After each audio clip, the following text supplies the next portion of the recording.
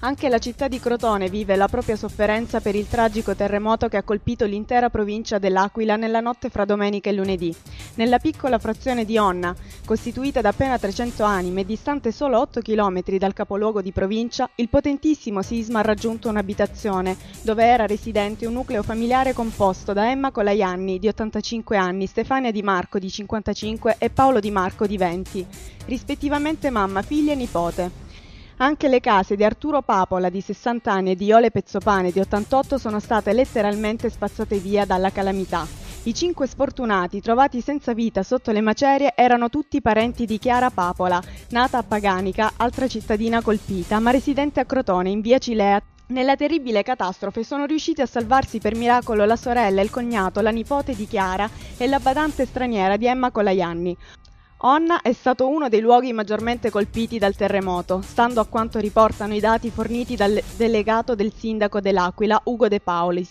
Sarebbero circa 50 i morti nel luogo ridotto ormai ad un paese fantasma. Si è salvato qualcuno della sua famiglia? La mia famiglia, mia sorella, il marito e la figlia, ma tutti gli altri miei parenti, tutti deceduti, tutti. Pochi giorni fa li ho sentiti ed erano sereni. Nonostante vivessero questo fatto del terremoto, che c'erano scosse continue. Alle 4 del mattino mi ha telefonato mia nipote, convinta che ci fosse stato anche qua il terremoto, perché si diceva là in tutta Italia. E mia sorella, sapendo che vivo sola e qui dormo sola, ha fatto telefonare subito e quindi mi ha detto: noi siamo salvi, ma il paese è distrutto e tanti nostri cari sono sepolti.